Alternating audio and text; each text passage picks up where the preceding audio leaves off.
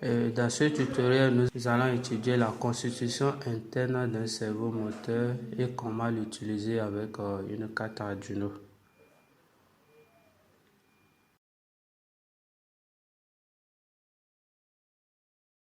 Voici le type de moteur que nous allons utiliser. C'est un servomoteur de type MG90S.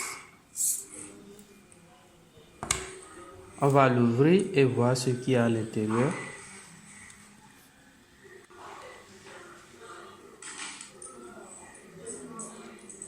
Une fois les vis enlevées,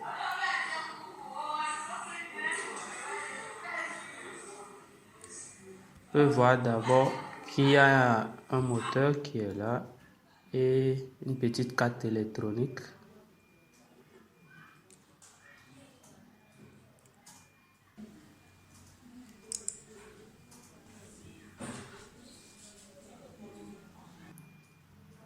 Le moteur et la carte ont été enlevés.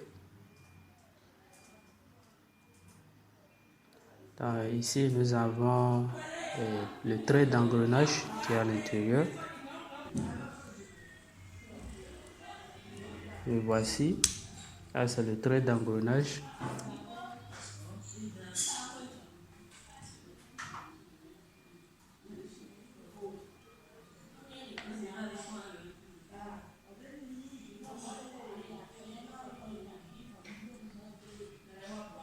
Voilà. Comparé à un autre moteur DC, on voit que le moteur de notre servomoteur est plus petit et ça ressemble à ce moteur.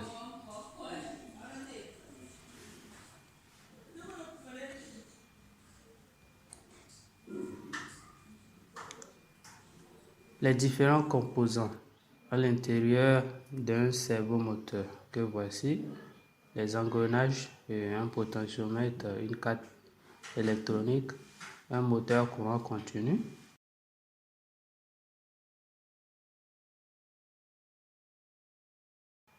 Comment contrôler le moteur avec une carte Arduino? Donc voici les différents composants que nous avons utilisés.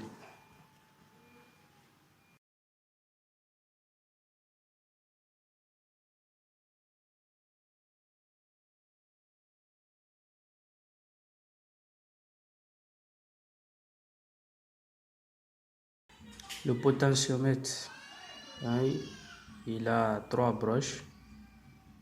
Il y a une broche la broche qui est au milieu nous permettra d'envoyer l'information à la carte Arduino, tandis que la broche du gauche est reliée à VCC et celui de droite est relié à la masse. Dans le milieu du potentiomètre est connecté au 9A, au A0 plutôt de la carte Arduino.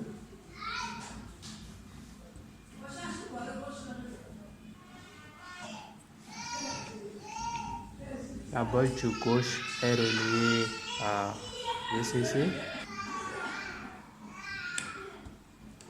et celui de droite est relié à la masse GND.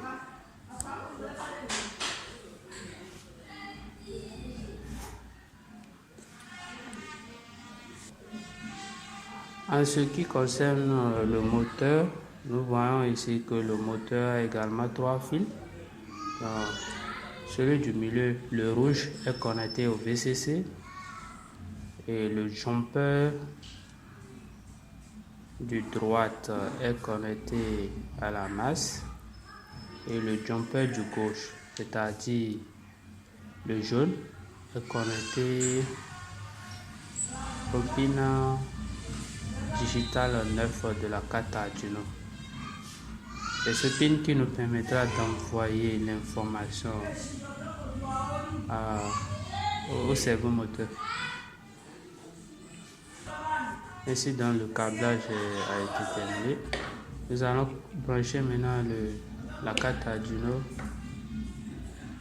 sur notre ordinateur.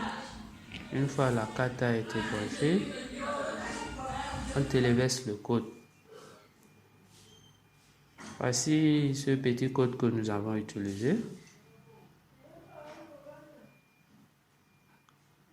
Donc, on sélectionne le port, puis on téléverse le code vers l'Arduino. Une fois le téléversement terminé, nous allons passer au test du système.